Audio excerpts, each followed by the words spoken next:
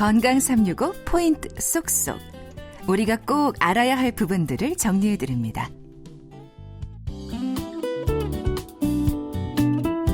건강 365 주말의 건강 이야기, 비부비동 종양에 대한 설명을 듣습니다.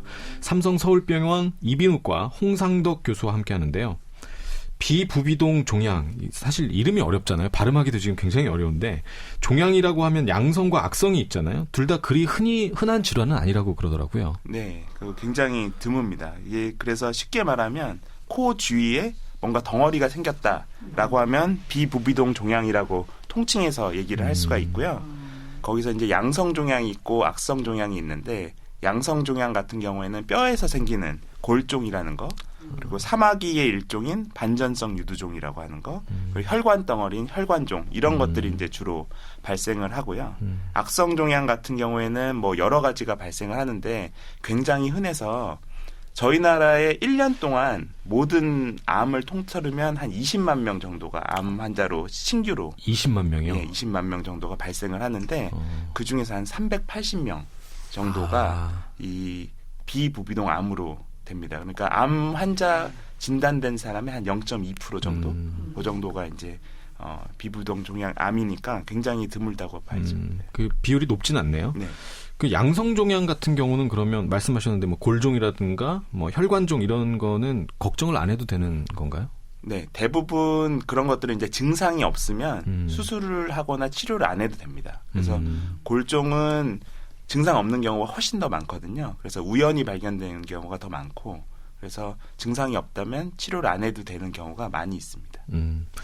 아무래도 이제 악성이 걱정인데, 뭐 듣기로는 작업 환경하고 이 악성 종양하고 굉장히 연관이 있다 이렇게 들었는데요. 사실은 실제로 발생하는 사람들의 대부분은 원인 모르고 발생하는 경우가 더 많고요.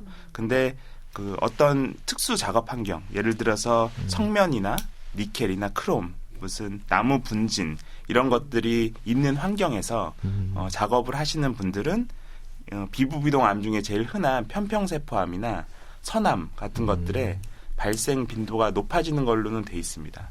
그래서 그런 경우는 있지만 대부분의 암 환자분들은 아무런 이유 없이 발생하는 경우가 사실은 더 많습니다. 아무런 이유 없이 발생하는 경우가 많다 그러니까 더 걱정이네요. 부비동염하고 비부비동 종양의 뭐 차이랄까요? 그러니까 증상에서도 다른 부분이 있지 않을까 이렇게 싶은데 어떻습니까? 초기 증상은 사실 똑같습니다. 코에서 발생하는 종양이다 보니까 처음에는 막기 때문에 코막힘이 발생을 할 수가 있고, 종양 자체가 좀 혈관이 많이 있는 게 특징이거든요. 그래서 코피가 난다거나 그런 것들이 이제 처음에 발생할 수 있는 증상이고요. 그게 이제 국소적으로 다른 데 침범했을 때, 신경을 침범하면 뭐 저릿저릿한 느낌이 생긴다거나 아니면 통증이 온다거나 뭐 그런 것들이 발생을 할 수 있어서 사실 초기에는 비부비동 염하고 종양을 구별하기는 좀 어렵습니다. 증상으로는. 네. 듣기로는 그 윗니에 느껴지는 치통, 이것도 좀 증상이라고 하는데요. 그렇게 발생할 수 있다는 거지. 사실은 종양보다는 그 염증일 때 더 많이 발생합니다. 부비동 염일 때? 네네. 가장 궁금한 부분은 이제 이게 얼마나 위험하냐, 대체. 네.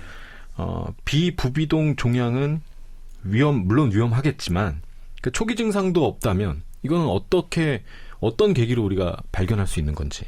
저희가 이제 보면, 저희가 1기, 2기, 3기, 4기 이렇게 나누잖아요. 네. 그럴 때 이제 4기 이상으로 처음 발견되는 사람이 비부비동 종양 같은 경우에는 40%가 넘습니다. 그러니까 초기 발견이 굉장히 어렵다는 건데, 왜냐하면 아까 말씀드린 것처럼 비염이나 비부비동 염하고 증상이 비슷해서 그렇거든요.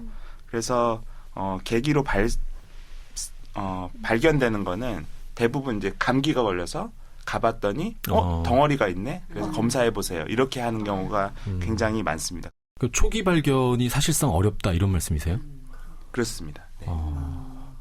굉장히 안타까운 얘기인데, 그런데 걱정인 거는 이게 예후가 안 좋은 데다가 뭐 종양이 두 계절로 침범을 하면, 이것도 굉장히 어려운 말이긴 한데요. 이것도 좀 설명을 해주시고, 여기로 침범하면 뇌신경 마비로도 이어질 수 있다. 그러니까 굉장히 위험한 병이잖아요. 이건 어떻게 이해하면 될까요? 저희가 코를 이렇게 본인 코를 거울을 보시면 코 바로 위에 머리가 있잖아요. 네. 그러니까 코하고 머리는 연결이 돼 있습니다. 연결이 돼 있고 그걸 나누고 있는 부분을 저희가 두개저라고 합니다. 두 개가 머리뼈니까 머리뼈의 아랫부분 그 부분을 두개저라고 얘기를 하고요. 그러니까 코의 윗부분과 뇌의 아랫부분이 만나는 부분이 두개저가 되고요. 그렇기 때문에 종양이 위쪽으로 자라게 되면 당연히 두개저라는 데를 침범을 할 수가 있게 되고 이 뇌신경이라는 게 뇌에서부터 나와서 코로 아니면은 귀로 이렇게 연결이 되는 신경들이거든요. 그러니까 이게 직접적으로 거기를 침범하게 되면 당연히 그런 마비 증상이 올 수가 있습니다. 코의 종양이 뇌에까지 영향을 미친다는 얘기잖아요. 그렇죠. 그럴 수 있다는 얘기입니다. 그럼 어떻습니까? 치료법을 좀 우리가 알아봐야 될 텐데요. 비부비동 종양의 치료법 그리고 이 비부비동 종양에 대한 이해가 필요한 이유랄까요? 이걸 좀 짚어주시면요. 일단은 양성 종양 같은 경우는 이제 절제가 가능한 경우가 많고요. 그런데 양성 종양은 이제 증상이 없는 경우도 많이 있거든요. 그런데 엄청 크고 양성 종양이라도 아까 말했던 그런 뇌신경이랑 가까운 경우가 있어서 이거를 제거를 할 건지 아니면 제거하면은 합병증이 더 많을 건지 이런 것들을 고려를 해야 되기 때문에 만약에 득보다 실이 많다면 오히려 이제 제거를 하지 않고 경과 관찰을 하는 경우도 많이 있습니다. 네.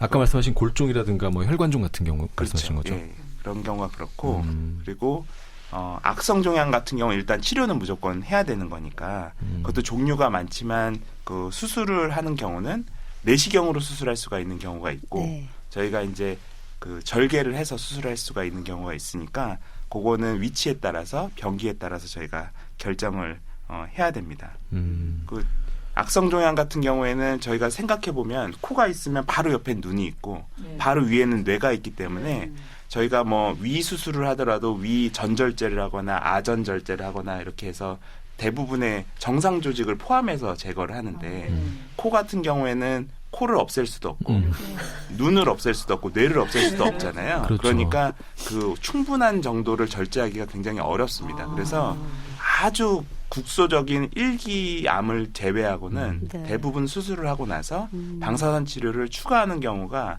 90% 이상이라고 생각하시면 됩니다. 삼성 서울병원 이비인후과 홍상덕 교수 감사합니다. 감사합니다.